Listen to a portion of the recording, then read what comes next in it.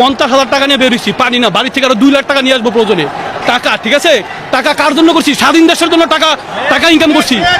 টাকা লইয়া যদি স্বাধীন দেশে বসবাস করতে না পারি, সরকারের আন্ডারে বসবাস করি, এই জীবন দেওয়ার জন্য রাস্তায় আসছি। আমি বাইশে থাকার জন্য জন্ম হয়েছে না, বাচ্চা ছাড়া স্বাধীন করে গেছে, আমরা কার পালা পালাবো? ওই রক্তই তো আমাদের শরীরে মিয়া, আমরা স্বাধীন করার জন্য তো নামছি দেশে। এগুলো ছাত্র জনতা পাবলিকের বাইসে বুয়া, ছাত্রদের বুয়া না।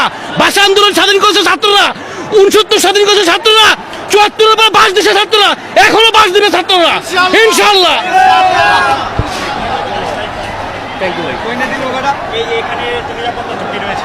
কোন নিরাপত্তা ঝুঁকি নাই আমার দেশে, আমি চলবো। নিরাপত্তা বলতে কি?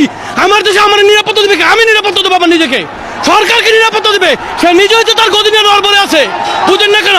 আমি আমার দলে আছি, আমি আমার দেশে আছি, এটা আমার বাপের দেশ।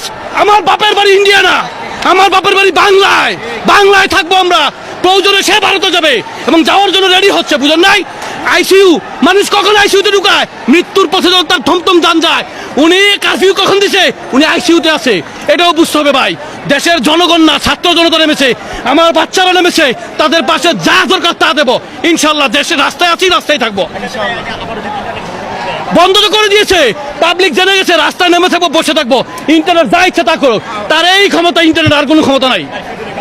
কোন কারফিউ তো চলতেছে, কি বাংলার কারফিউ? কারফিউর মধ্যে হচ্ছে না, আমরা রাস্তায় আছি ভাই, সুস্থ আছি, সমস্যা নেই।